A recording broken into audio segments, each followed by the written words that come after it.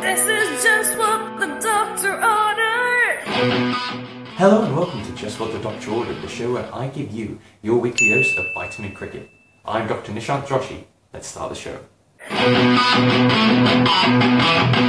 First up this week, and the World Cup is just 2 weeks old but has already thrown up plenty of controversy.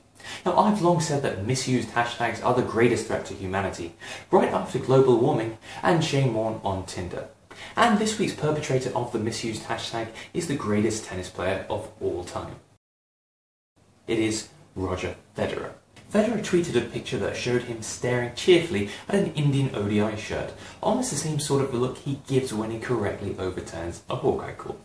Now, this was part of a promotion for Nike, but the response from some fans on social media was surprisingly irate. In particular, a few Pakistani fans didn't seem to take it too well. And by a few, I mean a few million. Now, Federer was showing support for Pakistan's arch rivals on the same day that India won their first set of World Cup matches against Pakistan by 6 games to love. Now, for Pakistan fans, this was a betrayal as bad as Fawad Alam being dropped from the World Cup squad.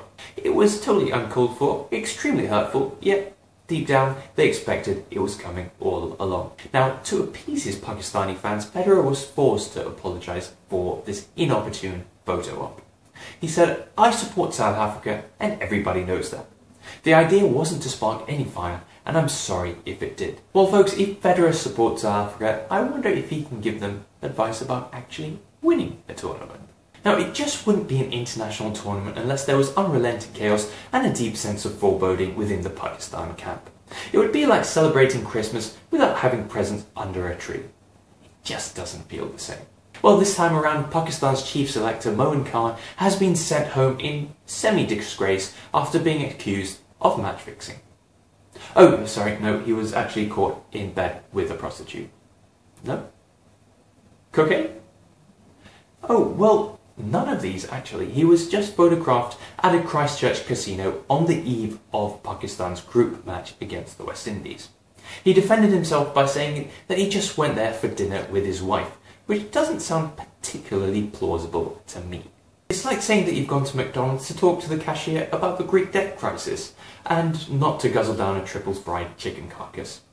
Now, on his arrival back in Pakistan, Moin Khan was greeted at the airport by angry protesters who were chanting against him and were ready to pelt eggs at the only Pakistani wicketkeeper in the last 15 years who hasn't turned out to be crazy, or an Akmal brother. But, of course, during his cricket career, Moin Khan was famed for escaping such slippery situations, and he did the same here too, as he sneaked out of the airport unnoticed. And now, this is totally true, by the way, the AFP report that one young protester was so angry when he realised that Moin Khan had evaded his eggy wrath that he took one egg and smashed it over his own head. Now, I don't want to put pressure on an obvious young talent, but that young kid has a bright future, quite possibly as a Pakistani cricket administrator. This is just what the doctor ordered. I'm not sure of the significance factor. I mean, we haven't really thought about that. From the point of view that it will give us immense self-belief that we can beat big sides come the knockout stages. You know, on the field, game time, I'll be looking to dominate him and he'll be looking to dominate me. I've answered this before as well. We were trying to figure out the best combination for the team. We do a few experiments, and if they don't pay off, it's regarded as something which is going to be our downfall. It's obviously, I've played enough number of games to try and experiment a batting position for the team to be in the best combination possible. This is just what the doctor ordered. This is just what the doctor ordered. This week's question comes from Vishal, who asks whether England are the best cricket team in the British Isles. Well, Vishal, I think that if you look at the current England team, they should probably be renamed the British Isles 11. After all, they have an Irishman as captain, they've previously had Scotsmen and Welshmen. They also have players born in Barbados and Zimbabwe. Actually, is it just me, or are England trying to recreate the glory of the British Empire through their cricket team?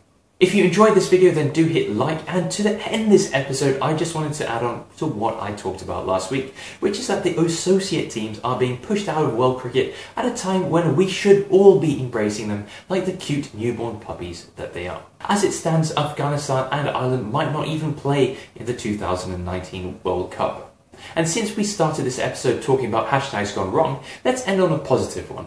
Show your support for the associates and show your utter disdain for the ICC at the same time by tweeting hashtag ICC let them play throughout the rest of the World Cup. Until next week, this was Just What the Doctor Ordered. This is just what the doctor ordered.